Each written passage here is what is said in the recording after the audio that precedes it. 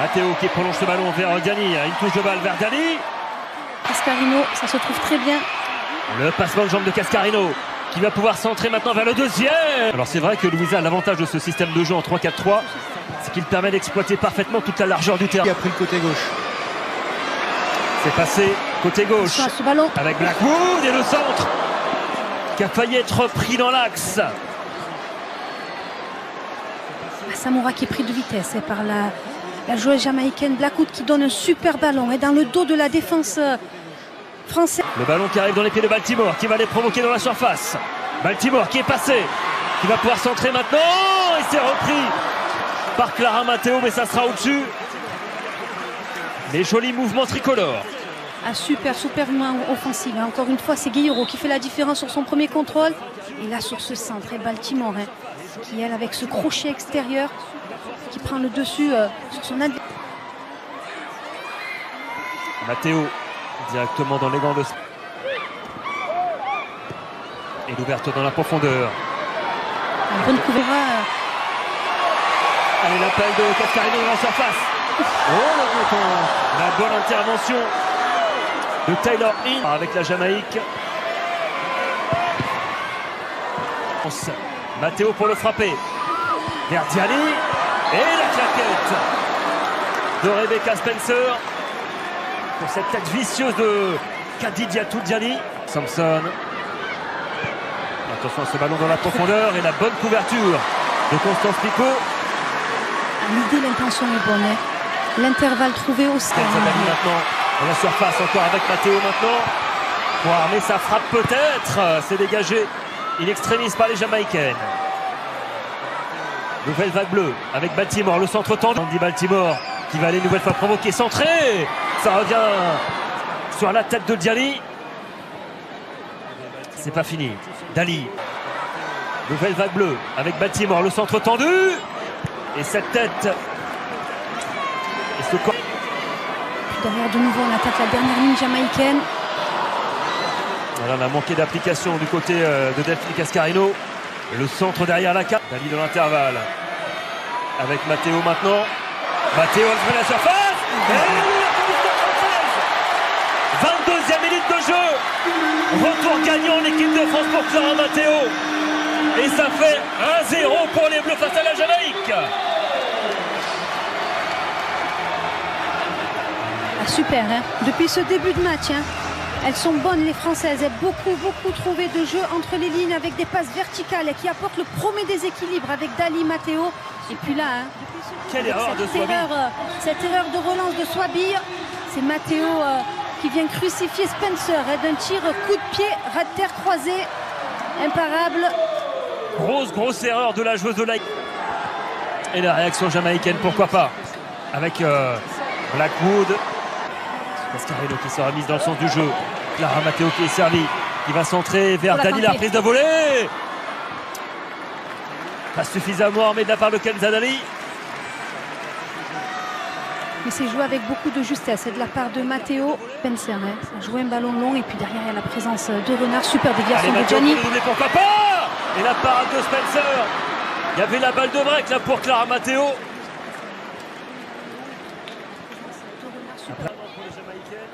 Matteo avec Cascarino. Encore Matteo. Le centre. Une nouvelle fois derrière la cage malheureusement. Il était beaucoup trop fort et ça fait profiter à Dali. Gueyoro dans la surface. Le centre. Sauvé in extremis par la défense jamaïcaine. Encore une grosse situation là. Marco Lemuel au 25 mètres. Le centre vers Renard. Devancé de la tête. Baltimore qui va enrouler sa frappe. Et le ballon capté avec Dali maintenant dans la surface. Kenza Dali qui va rechercher Clara Matteo. Marco Lemuel à l'entrée de la surface. Et la petite frappe enroulée. Sensation. Le dessous de la barre transversale. Cette tentative de Clara Matteo. Super, comme vous dites si bien, les intentions sont bonnes. Beaucoup de mouvements, de vitesse dans les transmissions, de jeu collectif. De Spencer sur cette frappe de Dali. Elle est allée très vite au sol. Très vite au sol, parce que l'enchaînement de Dali. Il va mettre ce ballon en retrait vers Grace Gueyoro. La frappe de Gueyoro, c'est cadré. Matteo, bonne prise de balle de Matteo, la frappe enchaînée. Oh, ça aurait été un petit bijou de la part de Clara Matteo. Quel enchaînement! Et c'est encore sur du jeu intérieur et qu'on trouve Matteo, le contrôle joue dans le bon tempo. Allez, ballon qui arrive dans les pieds de Cascarino maintenant. Qui va obtenir. Permet de gagner du temps sur l'adversaire. Hein. Wendy Renard pour le deuxième but. La tête décroisée de Wendy Renard. L'arme fatale de l'équipe de France, ce coup de pied arrêté. 2-0.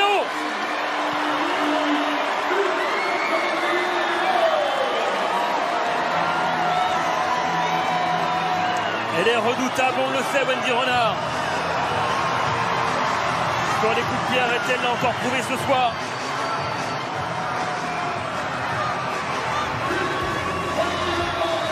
Et on va revoir ce corner de Dali, parfaitement bien tiré, qui trouve la bonne zone. Et puis la course de Renard qui vient... Avec ses novices en équipe de France. Comme Margot Lemoel qui est dans la salle de Cascarino, l'ouverture elle est belle. Et le centre en première intention, deuxième poteau. Baltimore à la reprise. Lucarno posé. Ce ballon qui vient se loger dans le petit filet de la cage jamaïcaine. Ça fait 3-0 maintenant pour l'équipe de France grâce à Sandy Baltimore. Quand on parle d'intention de jeu, on le voit sur ce but. C'est le piston droit qui centre pour le piston gauche. On voit combien le positionnement de ces joueuses de couloir est haut. C'est Cascarino qui prend ce couloir. Derrière, Cameron est trompé par le rebond. Baltimore qui fait preuve beaucoup de qualité technique. Amorti poitrine, enchaînement, coup de pied pour trouver côté opposé. Gayoro maintenant, qui a vu l'appel de balle de Diali. Diali dans la surface, qui va pouvoir centrer en retrait. Ça revient au point de pénalty.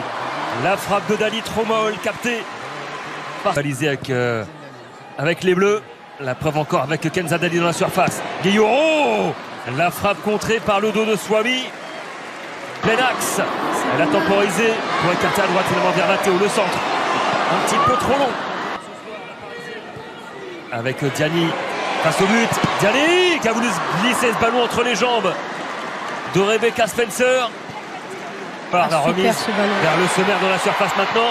Le petit ballon vers Diani, c'est bien fait. Et encore une parade exceptionnelle de Spencer qui s'est encore une nouvelle fois magnifiquement couché. À l'entrée de la surface. Avec Baltimore sur son pied gauche, c'est contré. Et ce sera encore droit. Diani qui va rentrer dans la surface et centrer vers le deuxième. Vers le sommaire, à la tête. Et encore Diani qui remet ce ballon dans les 6 mètres. Depuis quelques minutes, les Jamaïcaines qui résistent, tant bien que mal. Et ce ballon dans les pieds de Dali maintenant. Wendy Renard. Ils ont énormément de mal à se dégager, les Jamaïcaines. Que c'est dur pour les Reggae Girls. Diani, elle est passée devant. Toujours dans la surface, Kenza Diani, le centre, poussé. Garder un système aussi offensif. Matteo, le centre, le sommaire. Elle était toute proche du 94e but. Okay, so welcome to another deep dive. Today we're going to be taking a close look at a women's international friendly soccer match. Sounds fun. Yeah. We'll be analyzing France versus Jamaica. Okay. The match took place on October 25th, 2025. All right. And the sources that we'll be using for this deep dive are a couple of match reports from reputable sports news outlets. Okay.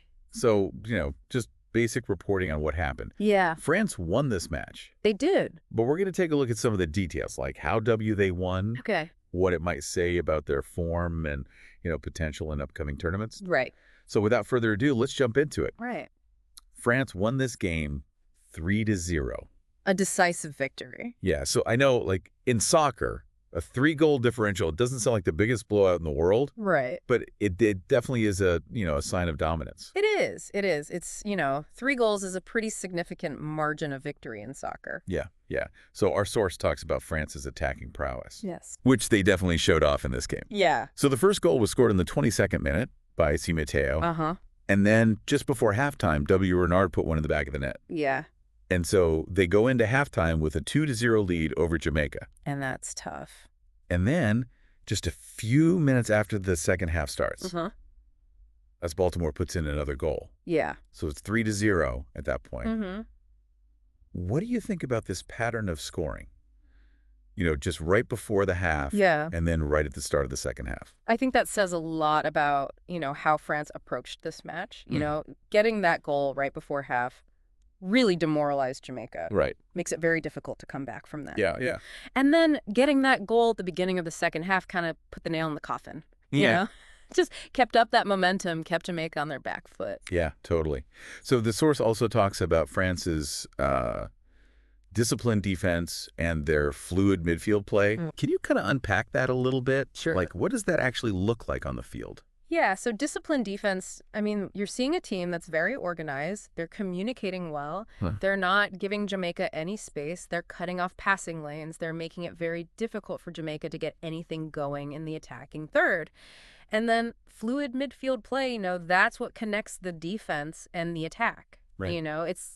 It's that area of the field where you transition from defense to attack. And when you have a fluid midfield, that means that the players are moving well off the ball. Wow. They're finding space. They're making it difficult for the other team to mark them. Right. And it just creates a lot of problems for the opposing team. Okay. And France really showed that in this game. Totally. So, yeah, France really shut down Jamaica's attack, They did. it sounds like. Yeah. Yeah, Jamaica wasn't able to get a lot going. Right. And, while France's strengths were very apparent in this game, it also kind of exposed some of Jamaica's weaknesses, Okay. especially in the midfield. Uh-huh. They had trouble containing France's midfielders. Okay. And they were particularly vulnerable on the flanks. Okay. And that's something that France really took advantage of. Yeah. Yeah. All right. So zooming out a little bit, what does this performance, even though it was a friendly, what does it tell us about France's potential in upcoming tournaments? I think this was a really strong statement from France. Yeah. They showed that they're a team to be reckoned with. Oh. They have a very potent attack. They have a very disciplined defense. Right. And their midfield is capable of controlling games. Oh. So, yeah, I think they're going to be a real contender in any tournament that they play in. Right. Yeah. It was a pretty impressive performance. It was. So it makes you wonder, like, who's out there? Hmm. Who could give them a run for their money? Right. What would those teams have to do to counter France's strengths? Exactly.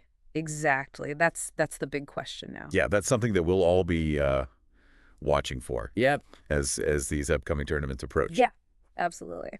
All right. Well, thanks for joining us for another deep dive. Thanks for having me. We'll see you next time. See ya. Bye.